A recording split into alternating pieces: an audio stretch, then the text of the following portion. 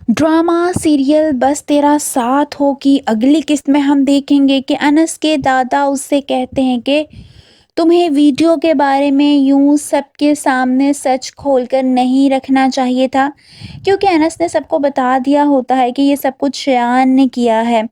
जिस पर अनस अपने दादा से कहता है कि दादा, घर की चार दीवारी में घर वालों के सामने खामोश रहने में मसलहत होती है।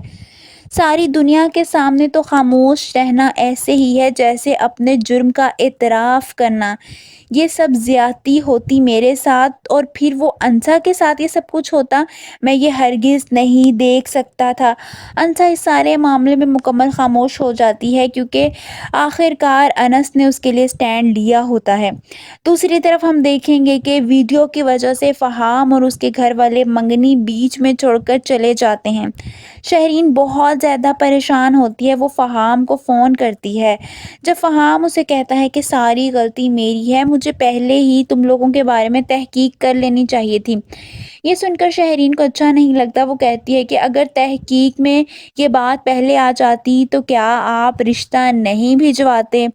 फ़हाम उसे काफ़ी ज़्यादा बातें सुनाता है और शहरीन काफ़ी गुस्से में होती है। वो नीचे आती है जहाँ शयान और उसके वालिद खड़े होते हैं। उसके वालिद चीखते हुए शहरीन से कहते हैं कि ये है सामने शयान, इसने कहा था ना कि मेरा दिल कर रहा है मैं ये वीडियो सबको दिखाऊं, तो इसी ने ये वीडियो लीक की है और सबके मोबाइल तक किस गई है। ये सुनकर तो शहरीन को शदीद गुस्सा आता है। वो शयान को खूब बातें सुनाने लगती है, यहाँ तक कि उसे झगड़ा करने लगती है और कहती है कि तुमने ऐसा क्यों किया, क्यों किया। वो पागलों की तरह उससे लड़ाई कर रही होती है। जब शयान उसे कहता है कि मैंने ऐसा कुछ नहीं किया, फिर वो ज़ोर से शहरीन को धक्का देता है। अगर अनस उसे बर वक्त ना पकड़ता तो वो नीचे गिर जाती। दूसरी तरफ हम देखेंगे कि मुरसलीन साहब और शयान के दरमियान हाथापाई शुरू हो जाती है। यहाँ तक कि मुरसलीन साहब को गुस्सा आता है और वो शयान के मुंह पर एक ज़ोरदार थप्पड़ दे मारते हैं। ये सब कुछ देखकर सब एक दफ़ा सन्नाटे में आ जाते हैं कि मुरसलीन साहब ने पहली दफ़ा शयान पर हाथ उठाया होता है।